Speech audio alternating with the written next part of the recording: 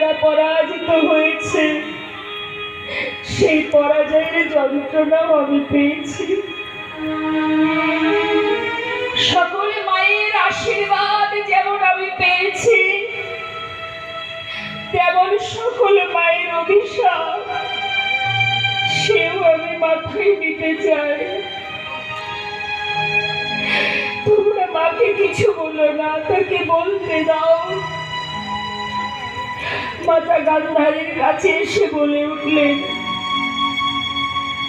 তাই হবে মা, তাই হবে।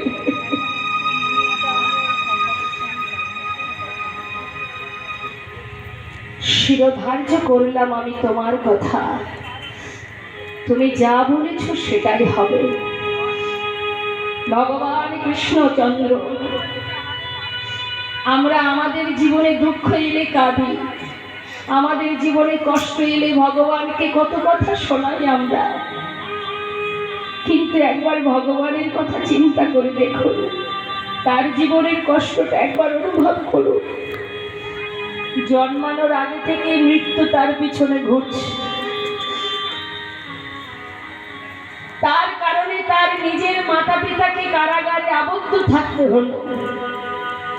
জন্মানোর সাথে সাথে মা বাবাকে দেখতে পাওয়ার আগেই তাকে মাথায় করে নিয়ে চলে গেল গোকুলে। মাতা পিতাকে হারালো, যে মা লালন পালন করলেন সেখান থেকেও সেই মাকেও হারিয়ে জীবের জন্য, জীবের কল্যাণের জন্য তার দায়িত্বের পরে দায়িত্ব, দায়িত্বের পরে দায়িত্ব চলে গেল মথুরায়। মা বাবাকে মুক্ত করে দিল, সেখান থেকে দ্বারকায় এসে ধর্মযুদ্ধে রাজত্ব করতে লাগলেন গোবিন্দ। সেখানেও মাতা গান্ধারীর অভিশাপে একটু একটু করে ওই দ্বারকাধীশ জলের তলায় চলে গেল, অবশেষে ব্যাধের হাতে প্রাণ হারালো। আমরা শুধু আমাদের কষ্টটা ভাবি, যে মা যশোদা ভগবানকে সন্তান রূপে কোলে পেয়েও মা কোনোদিন শান্তিতে ছিলেন না। শিশুকাল থেকে একটাই চিন্তা, এই বুঝি কংস একবার অগাসুর একবার বগাসুর, যখন যাকে পারছে তাকে পাঠাচ্ছে, না জানি আমার গোপালকে প্রাণে মারে। 5 বছরের ছোট্ট ছেলে প্রহ্লাদ ভগবানকে ভালোবাসতো বলে তাকে তার নিজের পিতা বারবার প্রাণে মারতে চেয়েছে। রক্ষা করেছে কে? যিনি রক্ষা কর্তা।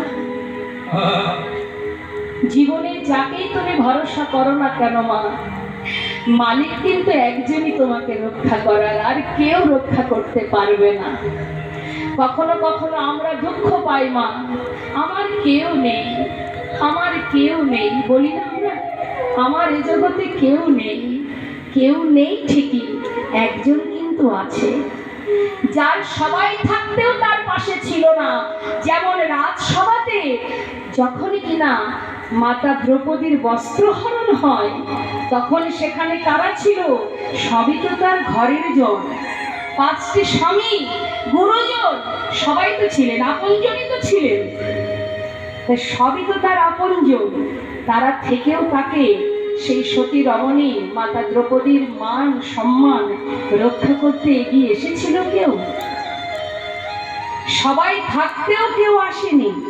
কে করেছিল অবশেষে রক্ষা? ভগবান কৃষ্ণচন্দ্র। নেতাই গৌর হরি গৌর হরি। তাহলে কার উপরে ভরসা? কোথায় করছো ভরসা? মানুষ যখন তখন যে কোনো পরিস্থিতিতে বদলে যায়, কিন্তু একজন বদলায় না, যে তোমাকে ধরাতে পাঠিয়েছে আবার নিয়ে যাবে। সে অহরহ তোমার কাছে ছায়ার মতো আছে, শুধু দেখার নয়ন নেই, তাই তুমি দেখতে পাচ্ছ না। যে দেখেছে সে চলে গেছে। তার প্রমাণ বিশ্বকবি রবীন্দ্রনাথ ঠাকুর, তিনি বলেছিলেন, হে প্রভু আমার হিয়ার মাঝে